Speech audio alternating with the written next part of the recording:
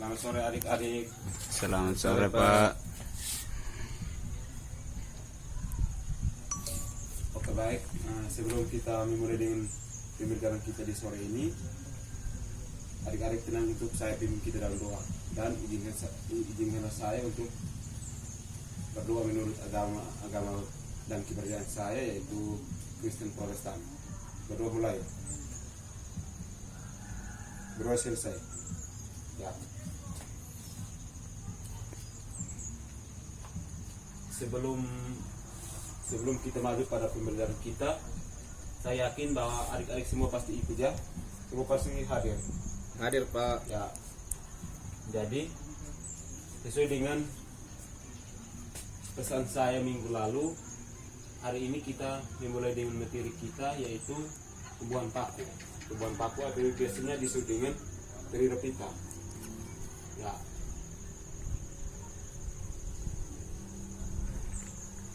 Sekarang saya menyebutkan beberapa tujuan yang hari ini kita akan capai, yaitu yang pertama, tujuan pembelajaran kita di hari ini yaitu yang pertama untuk mendeskripsikan ciri-ciri tumbuhan paku, yang kedua untuk menjelaskan dasar pengelompokan tumbuhan paku, yang ketiga untuk menjelaskan cara perkembangbiakan pada tumbuhan paku, yang keempat untuk menjelaskan metagenesis pada tumbuhan paku, yang kelima untuk menyajikan data contoh dan peran tumbuhan paku.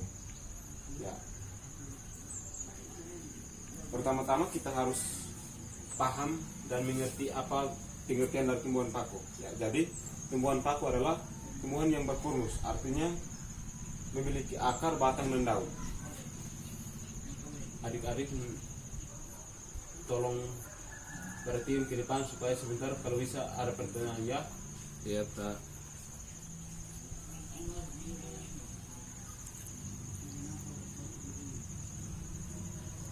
Ya. Jadi sekarang kita maju ke ciri-ciri. Perlu kita ketahui ciri-ciri tumbuhan paku, bahwa tumbuhan paku memiliki kormus, artinya memiliki akar, batang, dan daun. Kemudian yang kedua itu bermetagenesis, artinya memiliki pergiliran keturunan atau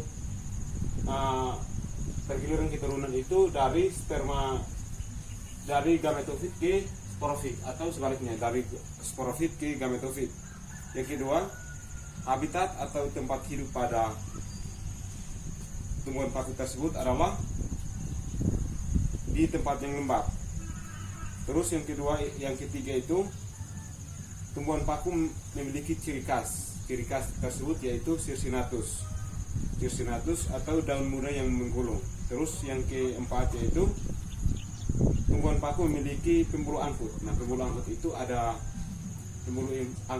dua, yaitu xilem dan phloem, atau biasa dalam bahasa ilmiahnya itu Tracheophyta. Ya.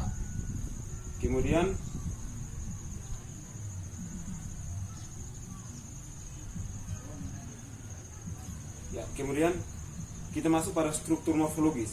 Nah, struktur morfologis yang pertama itu akar, batang, dan daun. Sekarang kita jelaskan satu persatu. Yang pertama itu akar. Nah, akar pada tumbuhan paku adalah akar serabut.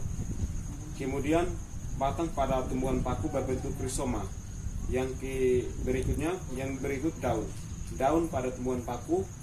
Nah, daun pada tumbuhan paku itu ada daun besar atau biasa disebut dengan makrofil, dan ada yang disebut dengan mikrofil. Nah, makrofil adalah daun besar, sedangkan mikrofil adalah daun kecil. Jadi daun pada tumbuhan paku itu dibagi menjadi dua bagian besar, yaitu makrofil dan mikrofil. Dari kedua bagian daun tersebut memiliki struktur dan fungsi yang berbeda, karena struktur itu mempengaruhi fungsi. Jadi pasti kedua struktur tersebut memiliki fungsi masing-masing. Ya. Sekarang habitat pada tumbuhan paku adalah yang pertama itu hidup pada tempat yang lembab.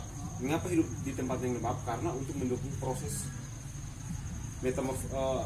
metagenesis. Nah, metagenesis yang tadi saya jelaskan bahwa pergiliran keturunan dari gametofit ke sporofit, atau sebaliknya dari sporofit ke gametofit. Nanti sebentar ada penjelasan yang secara mendetail. Yang kedua itu di tepi pantai, artinya bahwa tumbuhan paku itu kita biasanya jumpai pada tepi pantai. Terus yang ketiga di lereng gunung, dan yang keempat hidup secara epifit. Nah, hidup secara epifit itu artinya bahwa tumbuhan paku sekarang kita lihat atau sekarang kita jumpai pada menempel pada tumbuhan-tumbuhan lain seperti mangga, cemara, kelapa, dan lain-lain.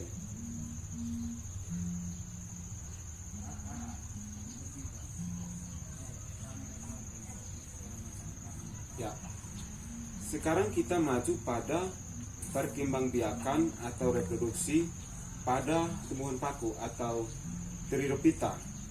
Nah, perkembangbiakan atau reproduksi pada tumbuhan paku memiliki dua bagian atau berkembang biak berdasarkan seksual dan aseksual.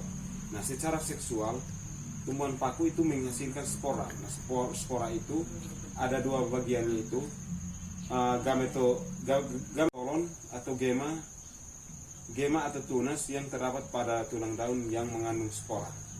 Ya.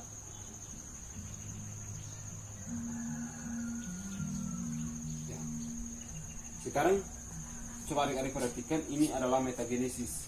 Metagenesis atau pergiliran keturunan pada tumbuhan paku ya, atau metagenesis Trirophyta.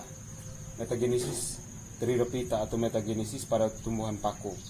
Nah, yang pertama itu adalah spora. Spora, kemudian spora jatuh pada tempat yang lembab akan menghasilkan yang namanya protalus atau protalium. Kemudian protalus ini akan menghasilkan dua alat kelamin, yakni alat kelamin jantan atau disebut dengan antheridium, sedangkan alat kelamin. Ya, jadi sekarang kita lanjut yang pertama itu yang klasifikasi atau pembagian atau pengelompokan pada tumbuhan paku. Jadi coba adik-adik perhatikan, berdasarkan pembagian atau pengklasifikasikan tumbuhan paku itu dapat dibagi menjadi dua bagian besar, yaitu berdasarkan sporagium dan berdasarkan morfologi. Jadi berdasarkan spora, tumbuhan paku itu dapat dibagi menjadi tiga bagian besar. Yang pertama itu paku homospora, yang kedua itu paku heterospora, yang ketiga itu paku peralihan.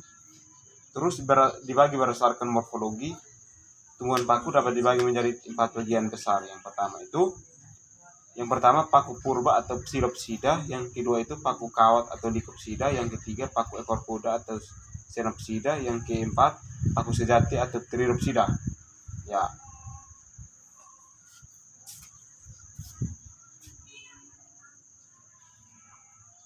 Yang berikutnya adalah manfaat. Jadi manfaat pada tumbuhan paku itu juga ada 5 bagian. Yang pertama itu tanaman hias. Nah, tumbuhan paku itu juga biasanya berfungsi sebagai tanaman hias. Tanaman hias yang biasa orang pasang di depan rumah, seperti tanduk rusa, anggrek, itu kan tanaman hias pada tumbuhan paku. Jadi tanaman pertama sebagai tanaman hias itu seperti tanduk rusa ya, atau Platycerium bifurcatum. Terus paku sarang burung.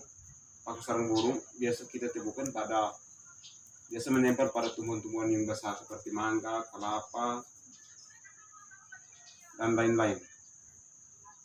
Terus yang berikutnya suplir atau Adenatum sp dan paku ren atau Saleginella sp. Yang kedua, tumbuhan paku digunakan juga sebagai obat-obatan, misalnya Aspidium sp, Lycopodium servatum. Yang ketiga itu digunakan sebagai sayur-sayuran seperti semangi atau Marsilea crenata dan Pteridium agualium. Yang keempat sebagai pupuk hijau. Nah, tumbuhan paku juga digunakan sebagai pupuk hijau. Dan pupuk hijau juga digunakan bagi orang-orang pertanian atau orang yang bekerja di lahan. Yang kelima digunakan sebagai pembuatan kerangan bunga seperti Lycopodium cernum. Ya. Jadi sebelum kita menutup materi ini, saya minta adik-adik untuk bertanya jika belum mengerti atau belum paham mengenai materi ini. Mengerti, Pak. Ya. Jadi kalau sudah mengerti berarti pembelajaran kita cukup sampai di sini, dan untuk minggu depan nanti kita akan belajar tentang tumbuhan lumut atau biophyta ya. Baik, Pak. Ya. Jadi sebelum kita berpisah dari nikmat ini, maka saya memimpin kita dalam doa dan adik-adik semua, izinkan saya untuk berdoa menurut agama saya atau keyakinan saya itu Protestan. Ya, berdoa mulai. Berdoa selesai. Ya. Jadi pertemuan kita cukup sampai di sini dan kita akan bertemu di minggu depan. Ya. Baik, Selamat Pak. sore. Sore Pak.